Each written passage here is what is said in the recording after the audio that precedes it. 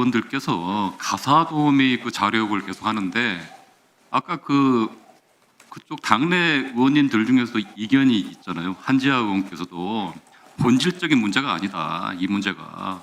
예? 그렇게 해가지고 가사도우미 업체 자료를 열람하겠다는 이거는 억지 자료 요구라고 생각합니다. 지금 아까 후보께서 말씀했듯이 발달 장애가 있는 딸 관련한 프라이버시가 있기 때문에 정서적인 교감이 있는 가사도우미 그분은 오랫동안 10수년 동안 함께 했던 분입니다. 그러한 피해가 있을 수 있기 때문에 그런 문제를 그렇게 아까 말씀했는데 억지로 그 자료관을 계속 사용한다는 것은 예. 하겠다는 것밖에 안 되죠. 네, 저는 잘 알았습니다. 예. 그런 문제 왜 나왔던 예. 현재 예. 아까 말씀드렸던 부분은 지금 쓰레기 분리수거를 보좌진에게 부탁한 부분에 있어서는 그러면 가사도우미가 있고 없고가 중요하지 않다는 말씀을 드리는 겁니다. 가사도우미의 존재와 관계없이 그런 것들, 변기 수리, 쓰레기 분리, 무거운 가방 공항에서 들게 하는 것, 이런 것들은 보좌진이 하는 역할이 아니라는 말씀을 드리고, 그렇기 때문에 가사도우미의 유무는 중요하지 않다는 말씀을 드리는 거지, 그 부분에 있어서 논점을 흐리지 않았으면 좋겠습니다. 지금 이 쓰레기 분리수거와 가사도우미와 발달장애 자녀와 어떤 연관성이 있는 겁니까? 논점 흐리지 맙시다, 우리. 예. 요구하니까 그런 거 아니에요. 그 요구는 정회를 하기 전에 예. 잠시 조용하시고요.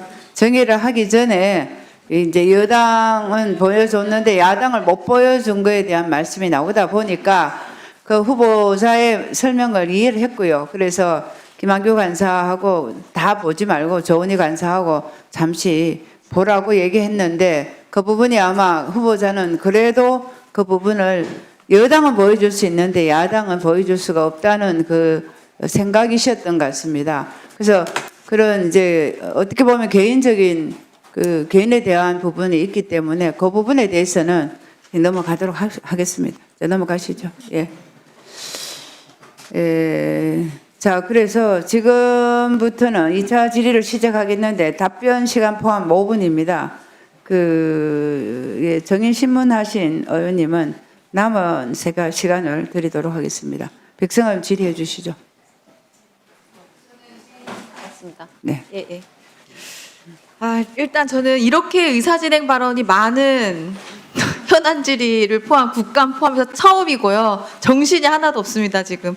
우리가 오늘 이 자리에 모인 것은 우리 강선우 후보자님이 여가부 장관으로서의 어떤 역량과 자질을 검증하기 위해서지 어떤 프레임을 씌워서 반대를 위한 반대, 어떻게든 낙마를 시키겠다는 목적이 있는 것은 아닌가 하는 생각이 들고 이미 해명을 다 한 문제까지 계속 답변을 요구하고 자료를 요구해요.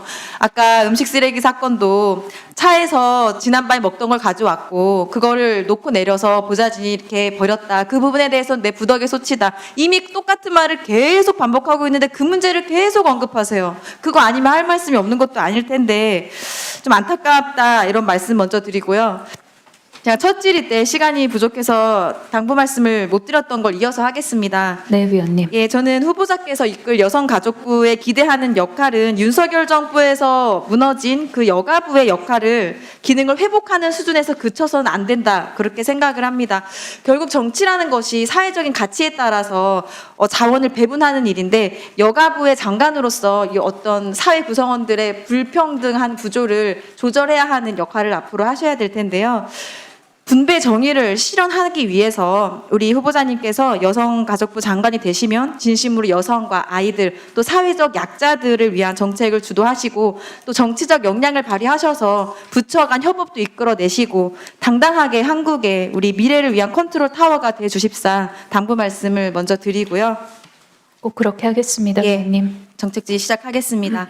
후보자님, 지난해 한 다큐멘터리에서 조앤 윌리엄스라는 학자가 대한민국의 초저출생 상황을 두고 대한민국 망했네요, 와! 이렇게 표현한 장면이 큰 파장을 일으켰었는데 혹시 기억하시나요? 네, 기억합니다, 위원님. 지금 대한민국 합계 출산율이 0.75, 지금 전쟁 중인 우크라이나보다도 낮은 세계 최하위입니다. 더 위협적인 것은 그 속도도 굉장히 가파르다는 것인데요. 저출생엔 여러 가지 원인이 있겠죠. 뭐 경제적인 불평등이라든지 지나친 경쟁 문화, 양육비, 뭐 주거비, 거주비, 뭐 여러 가지 부담이 있겠지요. 그래서 이재명 대통령께서도 후보 시절부터 아동수당 지급 대상 확대, 영유아 교육 보육비 지원 확대, 뭐 신혼부부에게 다양한 형태 주택 공급하겠다 이런 약속하신 바도 있습니다. 기억하시지요? 네, 기억합니다. 예. 그런데도 많은 여성들은 아이를 낳는 순간 지금까지 내 삶이 무너질 것 같다 이런 불안을 호소를 합니다. 그러니까 대부분 이 합계 출산율 저하 요인의 한 40%가 경력 단절 때문이다 이런 연구도 있습니다. 통계적으로 우리나라 30, 40대 여성 고용률 여전히 M자형 곡선인데요. 30대 초중반에 급격히 하락했다가 40대 중반 이후에 회복됩니다. 특히 2010년 중반 이후에는 출산율은 급격히 하락한 반면에 30대 여성 고용률은 오히려 상승했습니다. 이걸 보면 여성들이 출산을 포기하고 경력을 택했다 이런 사회적인 현실이 고스란히 드러나는 대목인데요. 후보자께서는 한국 여성들의 출산 기피와 경력 단절 사이의 인과관계에 대해서 어떻게 인식하고 계십니까? 우리 존경하는 백승아 위원님께서 말씀 주셨다시피 그런 이유로 출산을 기피하는 그런 경향이 있다는 것에 동의합니다. 결국은 돌봄의 문제로 귀결되는 것이 아닌가 싶습니다. 여성과 남성의 육아휴직 비율을 따져봐도 여성 같은 경우에는 68%에 달하지만 남성 육아휴직 비율은 31%밖에 되고 있지 않습니다. 그렇다면 이 육아를 공동으로 나눠질 수 있는 그 부담을 공동으로 나눠질 수 있는 사회 분위기가 조성이 돼야 되는데요. 그것은 단순한 캠페인이나 홍보만으로는 부족하다고 생각을 합니다. 민간 기업 그리고 공공기관이 적극적으로 나서서 남성의 육아휴직률을 높일 수 있도록 해봐야 됩니다. 선진국의 사례를 보면 남성의 육아휴직률이 높아지는 것과 그리고 출생률이 높아지는 것과의 긍정적인 상관관계가 있는 것으로 알고 있습니다. 그 부분 관련해서 어떻게 하면은 좀 더 남성의 육아휴직률을 높일 수 있을까? 그리하여 여성의 양육 부담을 어떻게 덜 수 있을까에 대한 그런 정책을 세심하게 고민할 것이고요. 그리고 돌봄에 관련된 여러 가지 안전망들을 다시 한번 체계적으로 훑어봐야 된다고 생각을 합니다. 뿐만 아니라 이 구조적인 문제도 있고 사회적인 문제도 있고 문화적인 문제도 있지만 동시에 어떤 세대의 인문학적인 연구도 함께 필요한 것이 아닌가라는 생각을 조심스럽게 해봅니다. 예, 답변 잘 들었습니다. 후보자님 답변 통해서 앞으로 단순한 수당 또는 단편적인 대책 이런 걸 떠나서 여성들이 자신의 삶을 포기하지 않고도 아이를 낳을 수 있는 사회, 출산이 나의 경력을 망치는 나쁜 결정이 되지 않는 사회를 만들어 주시는데 앞장서 주시기를 부탁드립니다.